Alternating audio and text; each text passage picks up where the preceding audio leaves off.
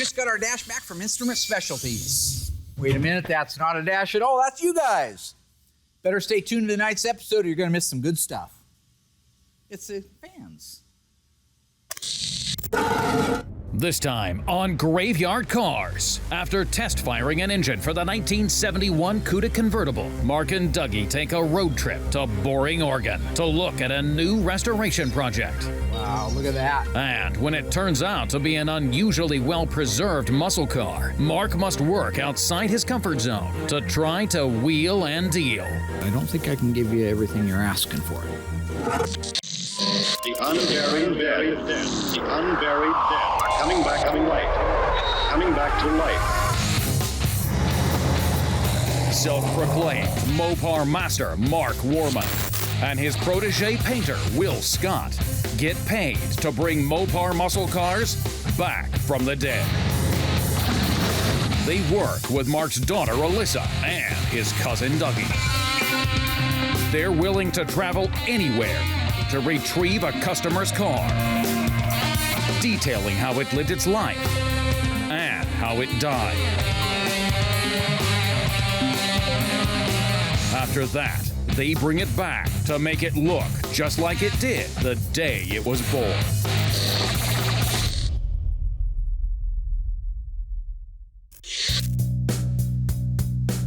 Curious George is installing the trunk floor pan in a 1 of 350 1970 GTX 444 speed. Now I'm going to slide the trunk floor in place. I've already prepped out the bottom, put on the brackets. Because I sectioned it, I'm able to leave everything together, like the rear body panel, the lights are still in, the wheel tubs, the trunk extension still in place. Makes my job way easier. Today we're working on a 1970 GTX. It is a very rare car for the case of most of the cars I get in the shop are rusted, the metal's gone, it's garbage. I put a ton of time into them. This car, I only have to replace the trunk floor. I've already cut out the trunk floor as you see, and I drilled out most of the welds, and I've cut out my new piece so I can put it in the placement. This is my brand new floor, the rest of it right here, and here's my old trunk floor. I went through already and I prepped out the rails. I put some undercoating so they will not rust in the future after I put the new floor in. My trunk extensions are beautiful. My reinforcement's beautiful. This is a very nice car. Honestly, it's a major win for me because the less time I have to put into this car. It's like a glove. Clamp down here. All right, now I'm gonna pull down the rest of the floor and I'm going to lock it into place to the wheel tubs. I'm doing all this so I know that it's exactly where I want it. It's right where the manufacturer put it the very first time. And it makes my job a lot easier.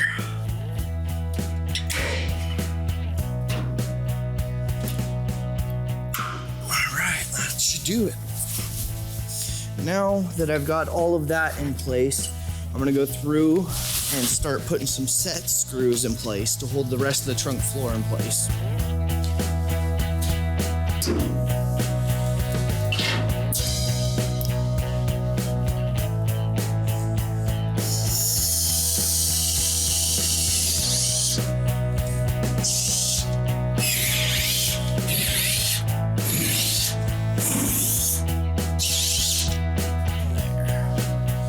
Now, with me putting all the set screws in place, I'm fairly confident this is exactly where I want it.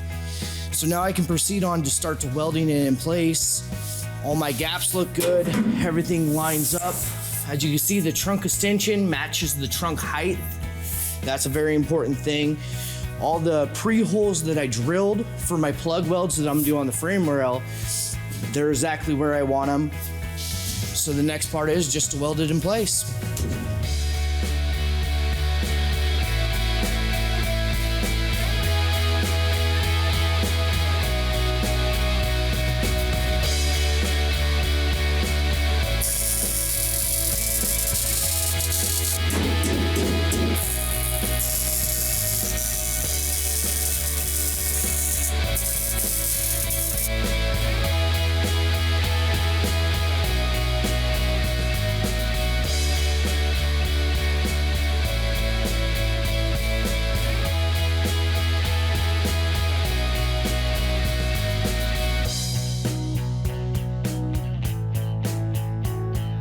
I just finished up tacking the whole entire floor in place, so my floor's got less chance of moving around.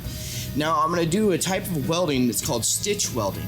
It's where I hit every tack little by little so I don't overheat the thin metal, warp it, or blow the metal out.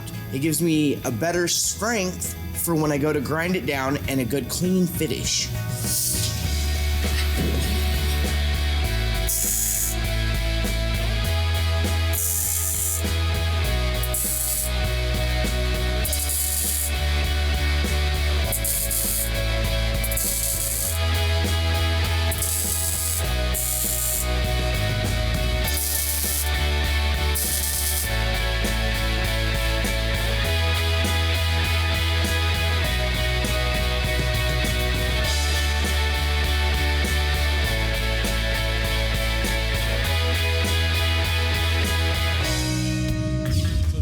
Finally come.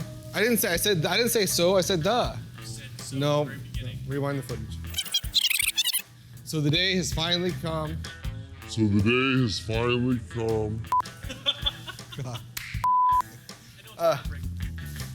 day is finally here. We are finally getting ready to shoot our gorgeous EV2 Dodge Daytona. This Daytona has been with Graveyard Carz for several years. The owner opted for a full restoration, despite the Daytona being in great condition for its age.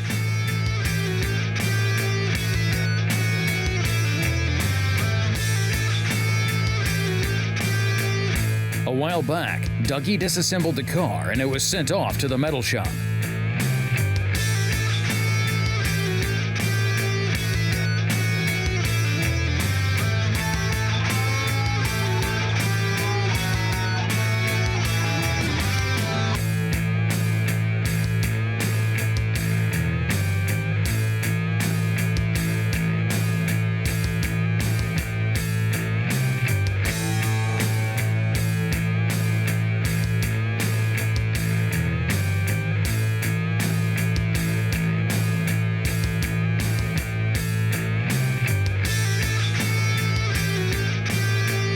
The last time we checked in on the Daytona, Will had finished the primer, and now it's ready for its pre-paint. It's in the booth, it's ready to go. This is our pre-paint, we're getting ready to start. It's going EV2 is the information, Hemi Orange. It was a great survivor car. If this was my car, I would have not restored it, but it's not my car.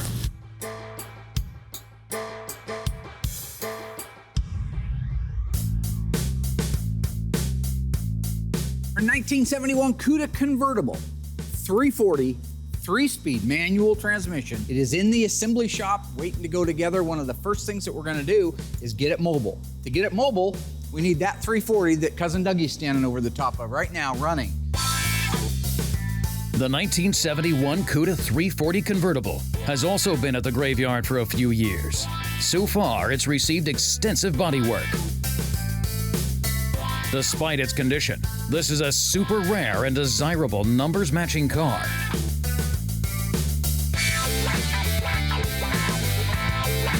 When it's all said and done, this car will be FC7 in violet, with white bucket seats and a matching convertible top, making it the only one like it to leave Graveyard Carz, and possibly Hamtramck, Michigan.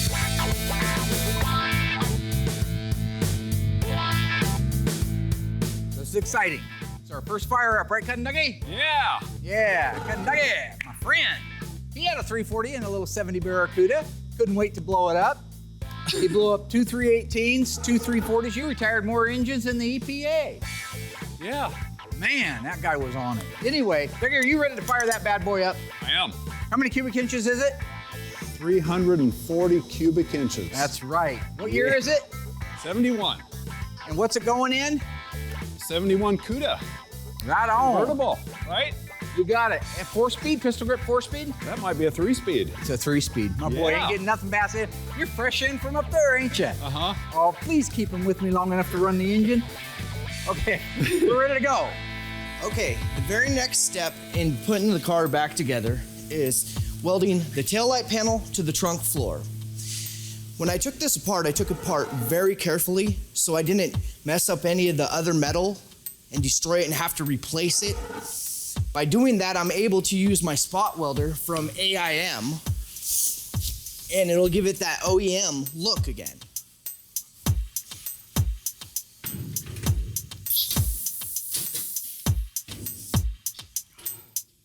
And what the spot welder does here is it fuses the two metals together, giving it a nice clean finish.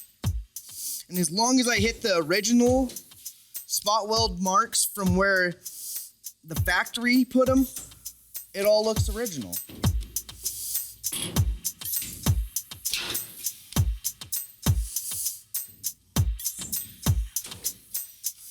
She is a heavy beast, but it gets the job done and the panels stay together permanently.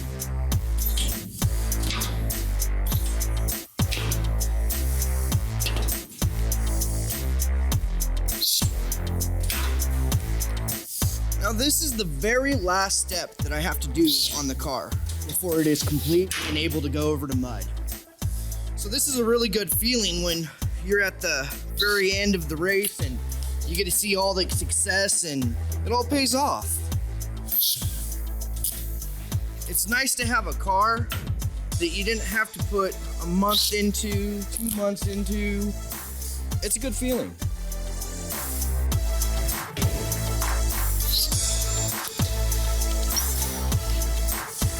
Now, ladies and gentlemen, that is it. This car is finished and ready to go over to mud.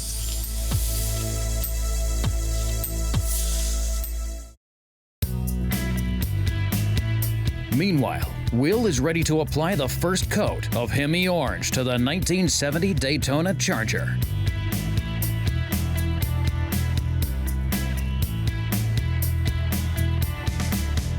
The car was really clean when it came back from the dipper. We just had a couple little things to address. Yeah, it was just, now that thinking back on it, was just solid from the get-go. So once it was all bare metal, went through, touched up a couple little rust spots, got it out to the Bondo room. Car went through there in 2 weeks, done, no problem. Primed it, blocked it, primed it, blocked it. Now here we are ready for the pre-paint.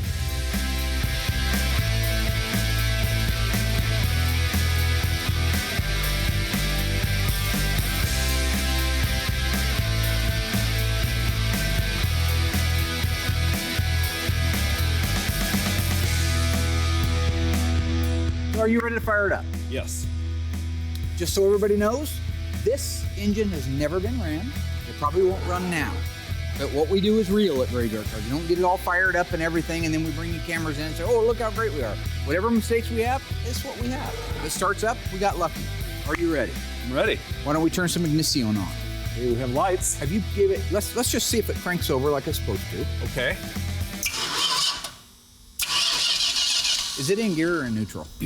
Should be a neutral. Okay. Unless Did you already somebody- fill the gearbox? Somebody's been, no, it's in neutral. Okay. And I filled the gearbox. Stay tuned. Will begins the jamming and paint prep for a 1970 Cuda 340 that's going Panther pink. And Mark takes a road trip to Boring, Oregon to purchase a new restoration that may turn out to be a diamond in the rough. Now that's about as pure as I've seen one. I gotta see this thing outside.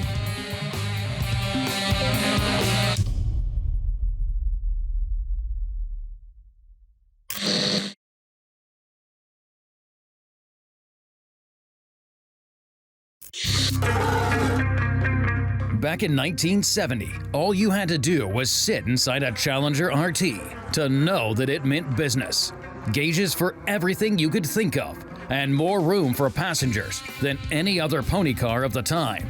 The standard engine was a 335 horsepower, 383 4-barrel Magnum, hooked up with a full synchronized 3-speed stick and 470/14 white raised letter tires.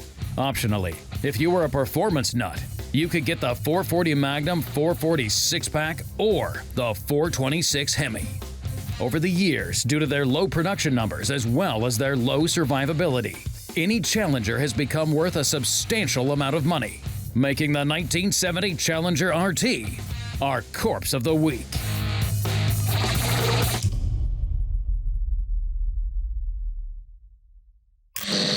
Should be a neutral. Okay. Unless Did you already somebody- fill the gearbox? Somebody's been, no, it's in neutral. Okay. And I filled the gearbox. Okay, it cranks over. Oh. What do you think? Coil power? And fuel? I haven't primed it yet. I know. Well, do you want me to prime it first? That's what I meant by fuel. Okay, you want me to prime it? They traded him out. All I wanted was 5 minutes. Coil power. Turn it off while you prime it. Go ahead and prime it, Cousin Dougie. Thank you, Mark. This is Mork from Mork. Mark from Mark. You fruitcake. Okay, coil power. Let's just see what happens. I've never had one start in my entire life. Neither have I. Never. But you hated it. I cannot believe that actually started. I can't either. More primer fuel? Yes. Maybe it likes fuel. That's weird. Yeah, it is. That means it's gonna explode and blow one of my kneecaps off. Everybody stand back.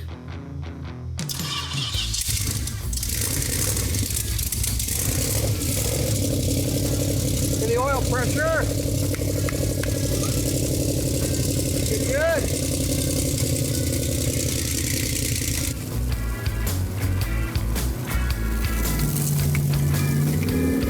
Good, huh?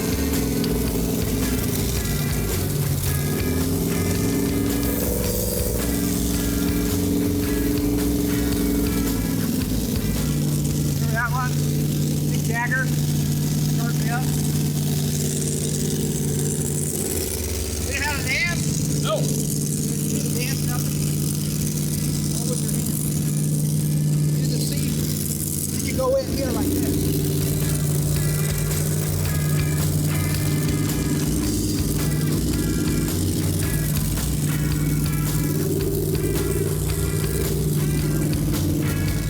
Different moves.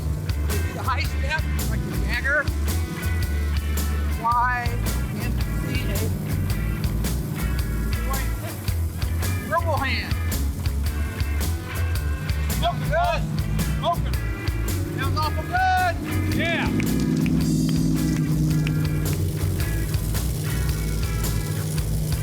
Get low.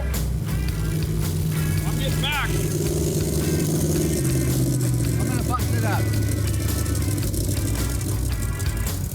Okay, it's been run long enough now to break in the cam. We have 0 leaks. Good job. Yeah. Come on in, come Oh, on hi. in, Dougie. Yeah, hey. Hi, Mark. This is Cousin Dougie. He works on engines with me. He's from another planet, another solar system. So anyway, he's a good mechanic. Up there, they got him working on all the spaceships. He has a dog named Astro. Spec.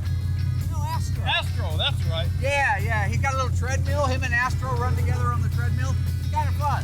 Got that new microwave setup up there and all that. Yeah, Right? a new one. Well, while he's here, he's working on Mopars. He did a good job. Now that we got it running and we know we're out of the woods, we'll shut it off, let it cool down, move it inside, get it put back over on an install cart.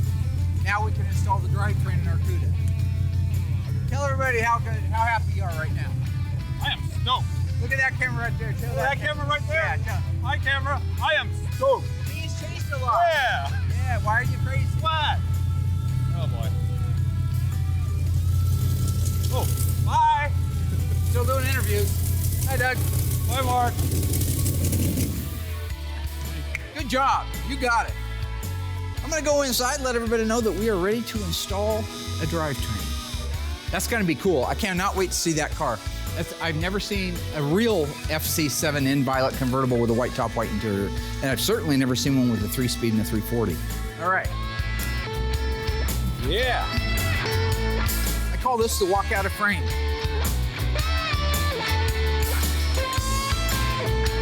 That's crazy. It's crazy. I call this the walk out of frame. Yeah, yours is an idiot. All right, let's go get something to eat.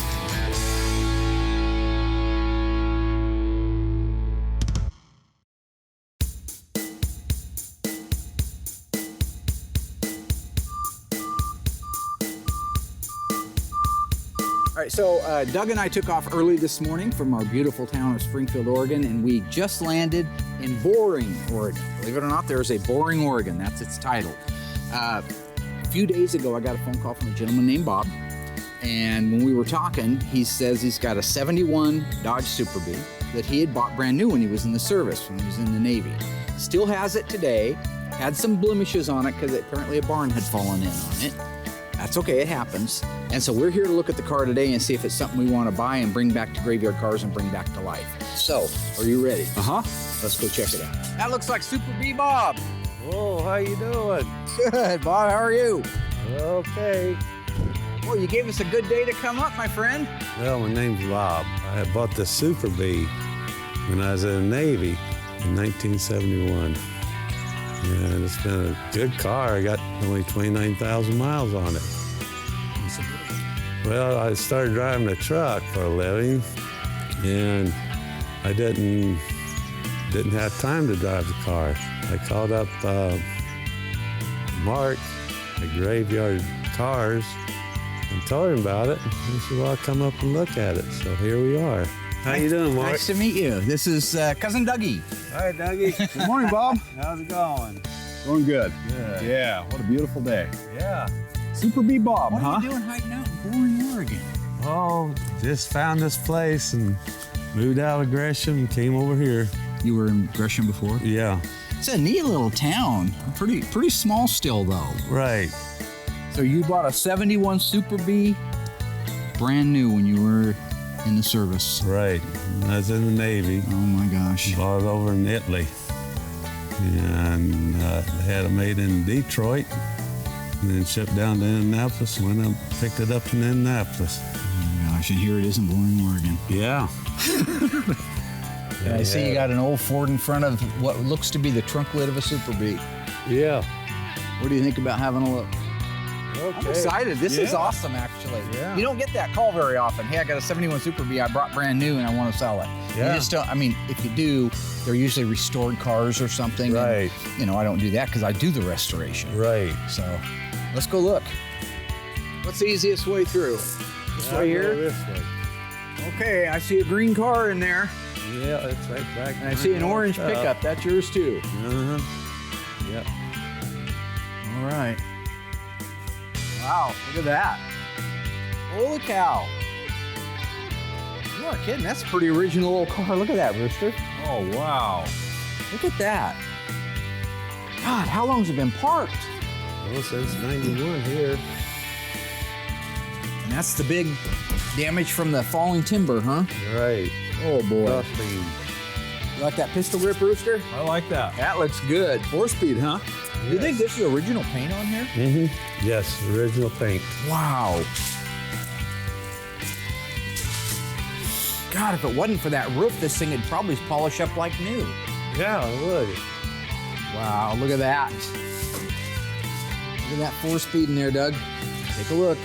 Oh, my goodness. Your I favorite love thing. We learned in the Corpse of the Week that a 1970 Challenger RT came standard with a 383 4-barrel, 3-speed stick, and 470 14 white raised leather tires. How many seconds would it take to race the quarter mile with a standard equipped 1970 Challenger RT? 16 seconds, 14 seconds, 21 seconds. Find out after the break.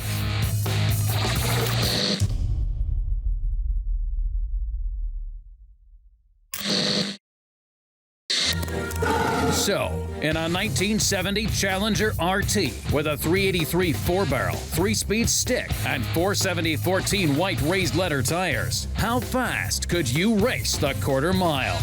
The answer is 14 seconds. And if you were an experienced driver and upgraded that 1970 Challenger RT to a 440 6-pack, you could do a quarter in the 13s.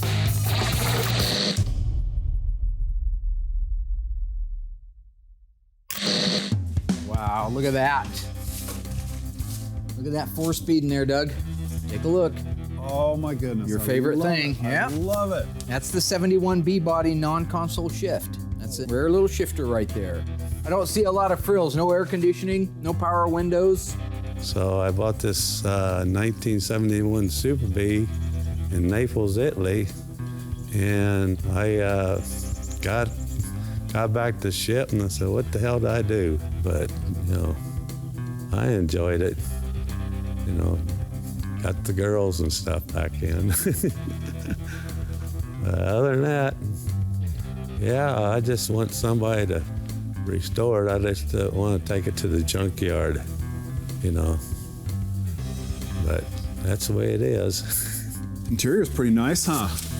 It's amazing. Seats are all 29,000 intact. original miles. Unbelievable. Original trunk mat, spare tire, original jack. Those are the two beauty rings that are missing on the flat side here. Mm-hmm. That's the kind of DNA you can't fake. It is what it is. These have been replaced, but that spares an original white wall. I hate to ask this, Bob, but I like the car, and I'd like to probably talk with you about buying it. But can we get it outside so I could see it a little better? Oh, yeah. If I put air in the tires, we brought an air tank with us. Oh, okay.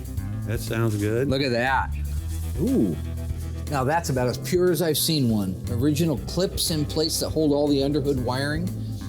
Date-coded voltage regulator, original ballast resistor, wiper motor, Pi 10 383 Magnum. Even has the assembly line marking on the driver's side valve cover. And it looks like it has it on the passenger side. Might have had spark plug wires. You do spark plug wires sometime in its life? Yeah. Yep. Original torsion clamps holding all the heater hoses, radiator hoses in place. I gotta see this thing outside. I gotta see it. George finished up the metal and bodywork on a 1970 340 Cuda. Now it's off to Will to get its first coat of paint. This is the first time we've done the FM3 Panther Pink. Gorgeous color, super excited about it. Anytime you get a new color in here, it's awesome. The unfortunate thing is we're not actually putting the car together. We're just doing the body and paint, so that does kind of suck. So I got the fender in the booth here. It's all buffed out. This is the only sample we have of this color here out of all of our cars. So now we're gonna head into the reference room, print out our label, come back out, mix it up, and start doing spray outs to see how close the color is. Okay, so right now we are going to start mixing up our FM3 Panther Pink Moulin Rouge. So we type in the FM3. There it comes right up. Moulin Rouge or Panther Pink. One's Plymouth, one's Dodge. Gives you your paint code. Type in the amount that you want. So right there's everything that's in the color. And the only thing we have left to do is print label.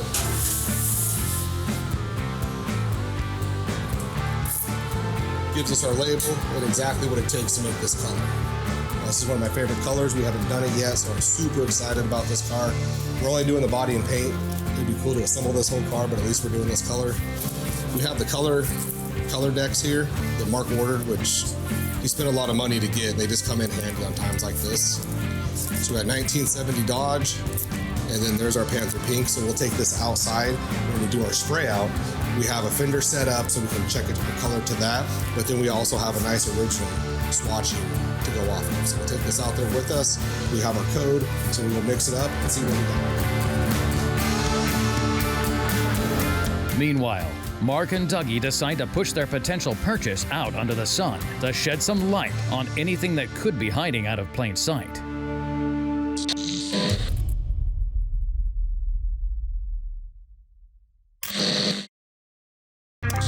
Still to come, Will matches the correct Panther Pink for the 1970 Cuda 340. You can see that it needs to be a little darker. And Mark finally decides if he's going to buy the car, I also don't want to go back home empty-handed. forcing him to channel his inner Mike Brewer to wheel and deal. But with the roof like that, it's got to be addressed. It just can't be ignored.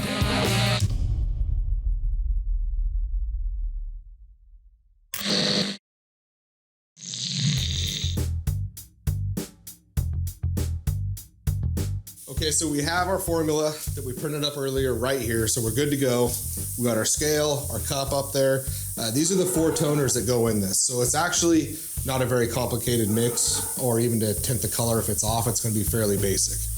For this color, we're starting with 1679. It's just a red. Make sure you're zeroed out here on the scale. It takes 202.1 parts of that.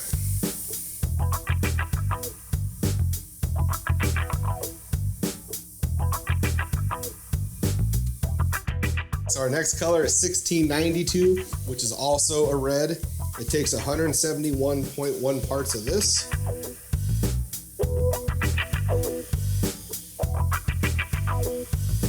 All right, we got that one done. So now it takes the white and it's 91.2.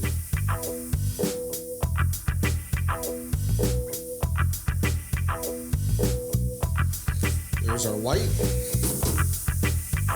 And then the last one is a 1609, which is a violet. And it takes 34.2 of that.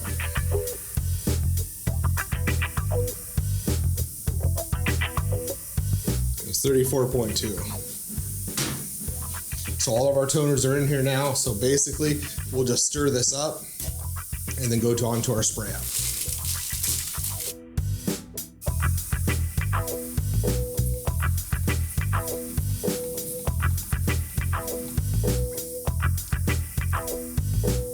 All right, so now that we got our paint mixed up perfectly, I'll spray it out, get on a nice one of these spray out cards here. Once that dries, we'll compare it to the fender that we have out there and see if our color is good or if it needs to be tinted.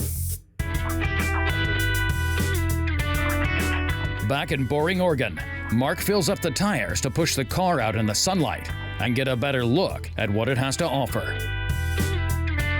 So right now, Doug and Bob are inside getting the Ford truck ready to move out. First thoughts on the car is it's really clean, original car. I'm really impressed with the fact that it's all original paint, that it's a 4-speed car. I mean, that's a good demographic. It sucks about the roof. If that roof wasn't like that, that car could be made into a driver really easy and be a nice driver, right? 29,000 miles. But with the roof, you have to address it. You can't just bump it out or rough it out or say, oh, I'm gonna jack it up and it'll look okay. You gotta fix the roof.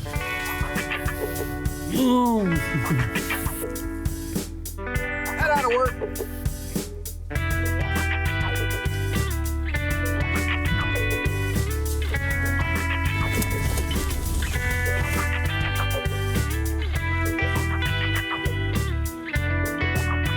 Hate it.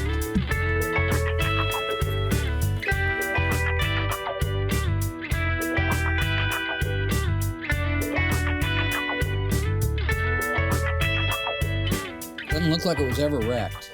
No. Never stuffed in anything. I saw a dent on the quarter. It looks like just a glancing blow of somebody. Right. Manual steering and manual brakes. That's another $2,000 down. Gosh, it just keeps getting worse by the minute. 13th Naval District. Now I'm going to get you back up because of your decal and your service to our country. I'm going to go back up another 1,000. Okay. But I'm not done looking yet.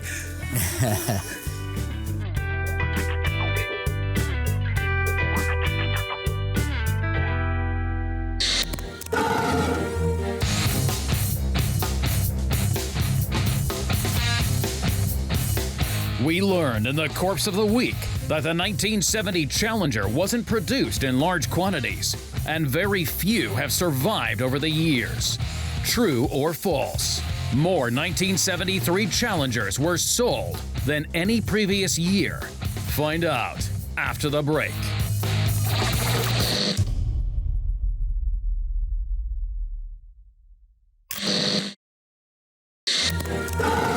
Dodge sold more 1973 Challengers than any previous year. Was it true or false? It's true. Even though sales dropped significantly after 1970, they picked back up in 1973. But production ceased midway through 1974. Over 165,000 Challengers were sold during this generation.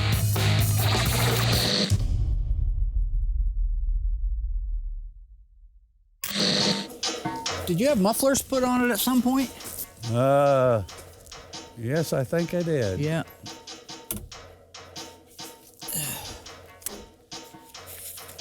Original owner's manual. Look at that original warranty card. Your social security number was 2. How old are you? Where'd you find this at? Oh. Broadcast sheet.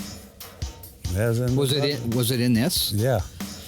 See, I've never seen him actually give one in the car.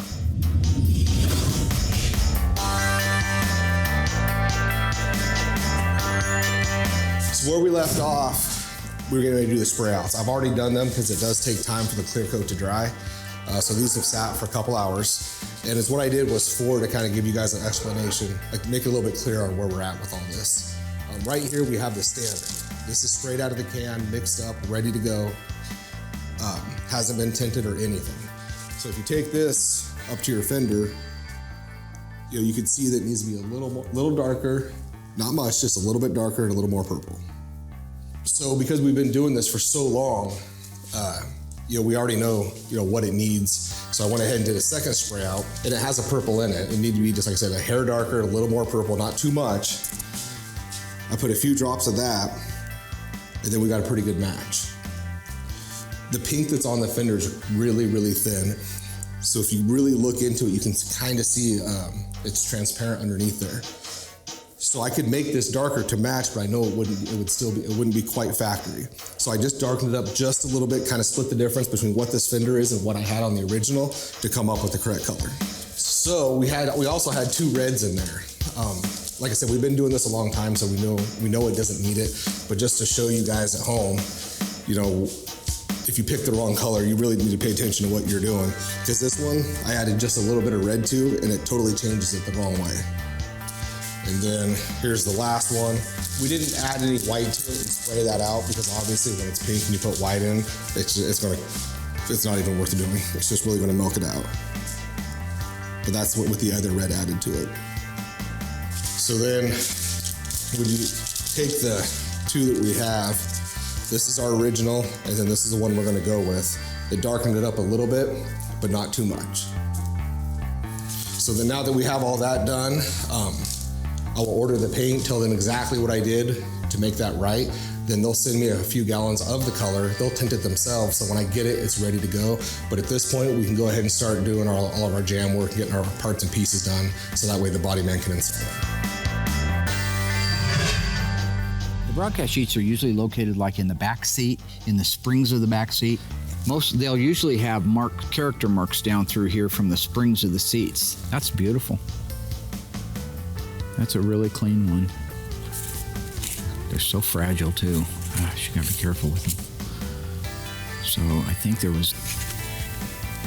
that's awesome. That's cool. Well, Bob, I'd like to have the old car. Okay. That's the good news. The bad news is I don't think I can give you everything you're asking for. Whoa. I know. It's crazy talk. I don't think we're miles apart. Hope not. But I think we're to find you. But I also don't want to go back home empty-handed. Okay.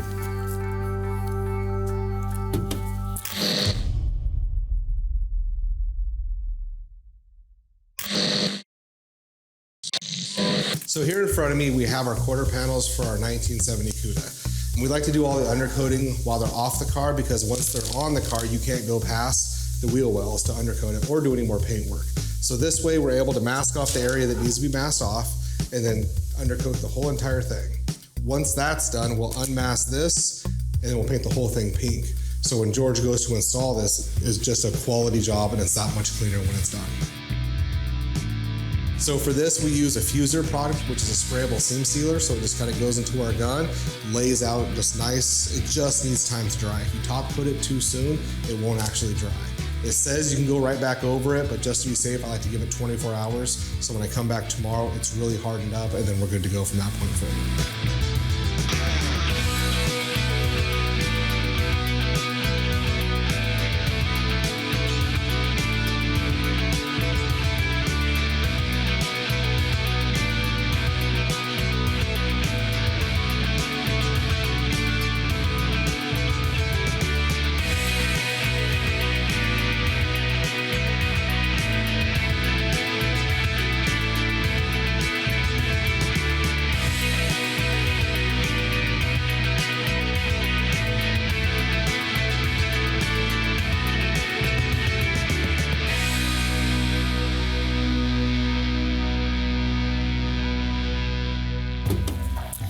If you'll let me load it up for $5,000, I'll buy it right now. If you can't let it go for $5,000, I'll help you push it back inside. How about 6?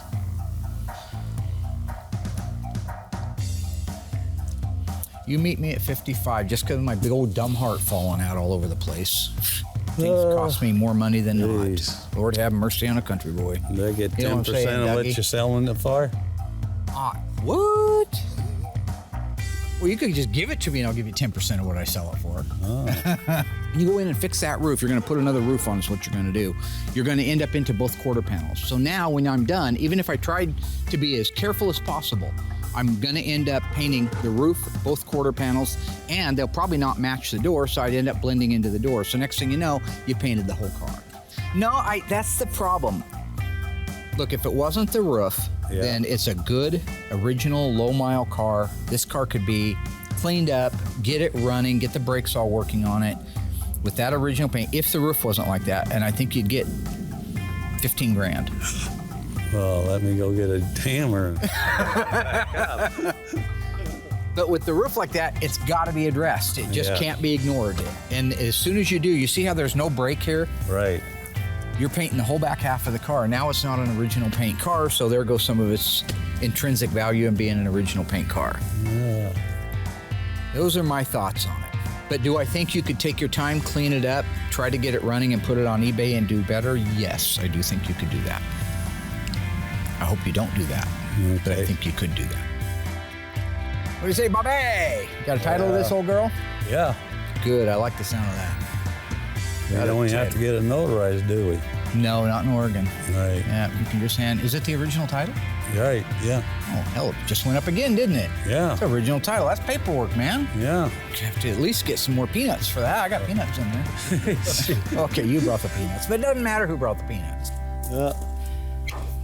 Push her in or tow her home. What do you want to do, boss? Yeah, I like to see it get restored and everything. So I'll take the 55 and a jacket. I didn't bring one, but I will be happy to send you one. Okay, send me a jacket. Now, this is a Moon Eye, so you can't have one like that. I only got one, but you want a Graveyard Carz jacket. Right. An extra large. Mm-hmm. I will do that for you. Okay. Okay. Give me a handshaker. Go in there, huh? All right, let's load this mother bear up. What do you think? You want to get the title? I'll go get the cash. You guys start loading this car up. Sound good? Yeah. All right. Sounds good. Well, I can tell you somebody's going to have a nice car someday. They're going to have to step up and have it restored, but I think that's a good one to do. I think that's a good one to do.